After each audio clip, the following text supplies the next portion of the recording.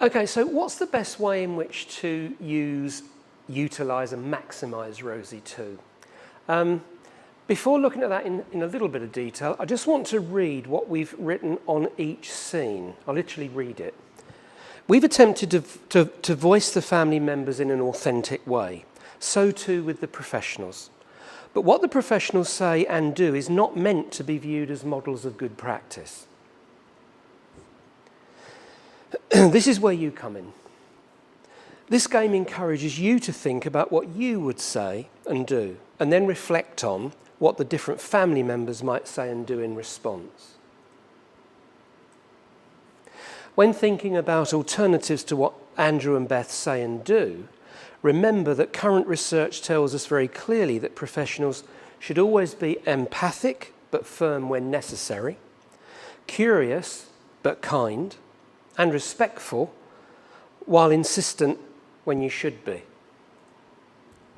Naturally, if you change Beth's and/or Andrew's approach, they should never become acerbic, threatening, dismissing or impatient.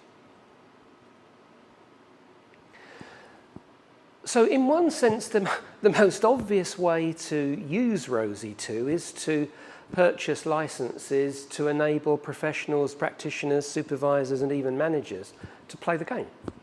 They just literally go through, as Jane described, each scene and derive from it what they can.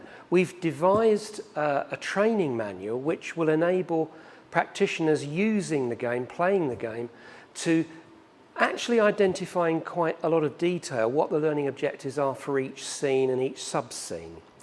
But what we're saying is that, in a sense, that's the first level at which Rosie2 would work. There are different ways and more creative and in-depth ways of getting the best from this. For example, you could take different ways of assessing families. We are aware at the moment that strengthening families approaches are used and drawn on quite a lot in child protection work. So you could overlay a strengths-based strengthening families form of assessment across any or all of the scenes. You could rewrite them. You could use signs of safety approaches to identify strengths, weaknesses in each situation. You could use the materials to significantly improve and interrogate communication skills. How could Andrew and/or Beth have said things differently? What might have been the different reactions of the different family members involved? And then, following on from that, what might Andrew and Beth have said afterwards? You could look at a number of intervention-based approaches, such as systemic approaches, attachment-based approaches, and analyse each or all of the scenes from those particular theoretical perspectives. You could look at different ways of enhancing assessments. Again, strengths-based assessments, attachment-based assessments, mentalisation-based assessments, transactional ecological-based assessments, developmental assessments. How do the different children's developmental ages and stages help us understand or get confused by what's going on? You could look at thematic approaches such as what kind of values are there and how they compromised. You could look at different orientations theoretically, as we've said, systemic, strengths-based, attachment-based. There are inevitably others. You could look at it to apply different techniques, for example, motivational and interviewing, direct work with children, which, as Jane said, scene 13 is specifically about, but it's only really, as many of you will appreciate, touching the surface of the different direct work approaches that one can use with children. We don't, for example, look at puppets, about use of artwork, about the use of different sculpting methods that one can use to understand families.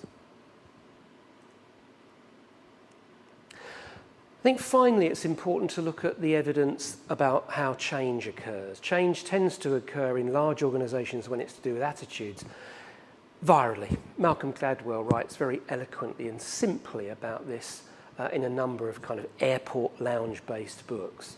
But what he's arguing is that change really does take place when people at the same level catch the change, and the job of managers, middle and senior, is to create the conditions, given that I'm doing this in January where there's been a bug, when the majority of people can actually catch the virus and become infected with the virus. You want your most informed practitioners to really buy into this approach, and it will change practice in organisations when other front door practitioners go to them and say, what is it you did there? How are you using that? How could I use that? So how that might occur, how you can make it occur, might well be through different media, discussion groups, chat rooms, which can be hosted, can be synchronous, occur at the same time, or asynchronous, take place sequentially over perhaps 3 or 4 hours in a particular week. And these can be recorded and even printed out. There might be what doctors and medics call journal clubs, where we specifically take a scene or two from the game itself and accompany it with some of the articles that we recommend, and get people to discuss that literally face-to-face or with some of the media we're referring to. Skyping, where you can see people without using emails, Twitter, and presumably other forms of media like Facebook, etc. And it's possible we'll be looking at this, the extent to which the university could actually assist with that. Finally, one of the most important ways in which the game can be used is in the area of supervision. And we'll just end with this very neat, elegant piece of research done by colleagues at the University of Kent in the psychology school, where we've used eye trackers to look at where the individual is focusing in different scenes of the game. Here it's kind of visually obvious that the person is looking at the babies in the cot, to some extent the pets, the dogs, and the mother's face. This shows where an aggregated group of professionals are looking, the red indicating the hot spots where more people are looking more often. Similarly with the kitchen scene. Now, I think we find this particularly interesting, that this compares social workers and non-social workers who in the main are members of the general public. And you can see from here that the primary emotion experienced by front door practitioners is very different from members of the general public. Here, the social worker is, from the legend, sad. Looking at specific elements of the game, this one is comparing the Rosie interview, the last scene, with the scene in the twins' bedroom. For the general public, the primary emotion is that of disgust. Disgust in the form of ugh, and also disgust in the form of how on earth could that happen to a child? And I'm indicating that with my facial expressions because that's how it's picked up. But look how different the social worker's reaction is. In both scenes, there's a difference. The Rosie interview, the primary emotion of the social worker is sadness. Nearly 3/4 of their facial expressions centre on being sad. With the twins' bedroom, because they're more inured and used to seeing that sort of thing, the primary reaction, emotion, is actually not clear. It's a neutral one. But I'll leave you with this thought. How many social workers in supervision would actually say, I need to talk about the fact that I'm very sad? I suspect that it's less than we assume. Interestingly, this is the facial expression of the worker. It's not always borne out when they were asked to comment on a feedback form the kind of emotions that they experienced. They were often unaware that they were sad.